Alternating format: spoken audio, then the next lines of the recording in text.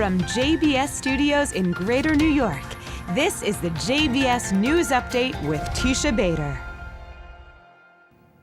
I'm Teisha Bader with the JBS News Update for Thursday, October the 19th, 2017.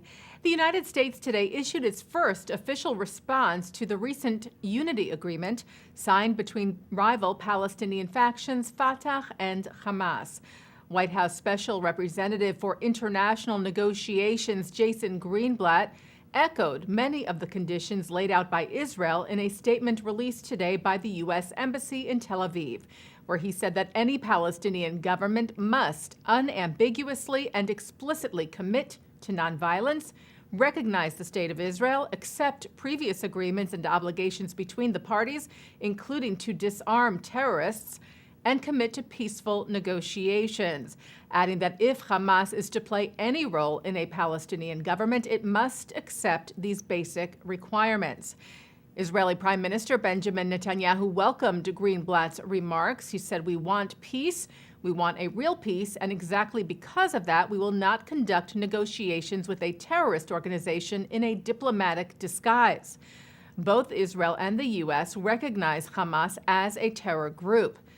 Hamas published a statement on its website today in response to the U.S. remarks, accusing the United States of blackmail.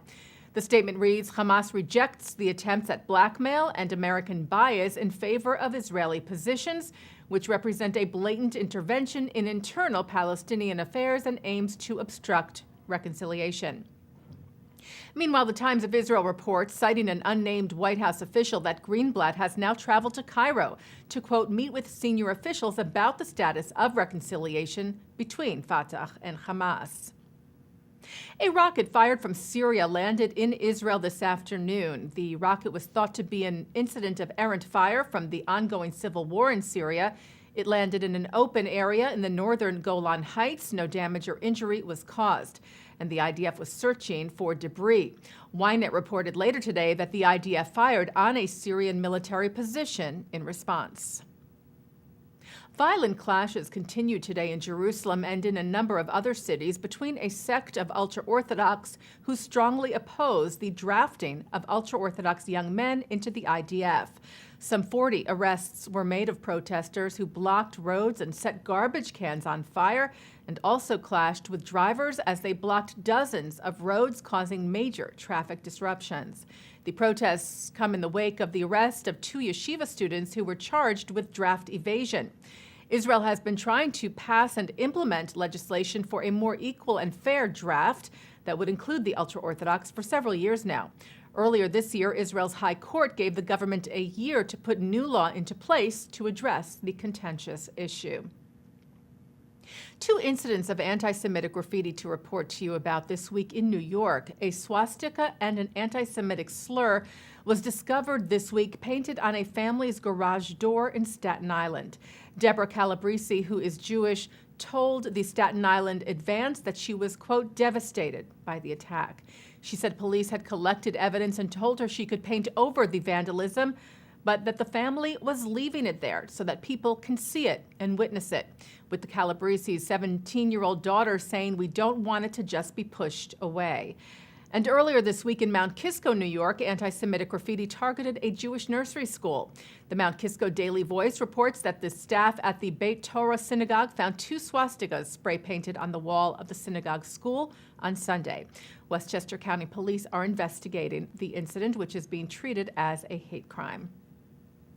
Well, the first ever Christian Media Summit is taking place in Israel this week. Israeli President Reuven Rivlin addressed the gathering of some 130 Christian broadcasters from 30 countries around the world yesterday, where he spoke of Israel's strong values of freedom of religion and of the microcosm of Jerusalem, where he said a Jewish majority had lived side by side with Christians and Muslims since 1850. Rivlin said if Jews, Muslims, and Christians can live together in Jerusalem, we could do it all over the Middle East.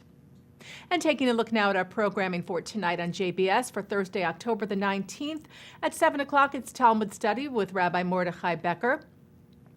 At 7:30, Alaska Airlines pilot and navigator Elgin Long talks about his role in the rescue mission of thousands of Yemenite Jews who were brought to Israel. That's with Stand With Us director Shacharazani.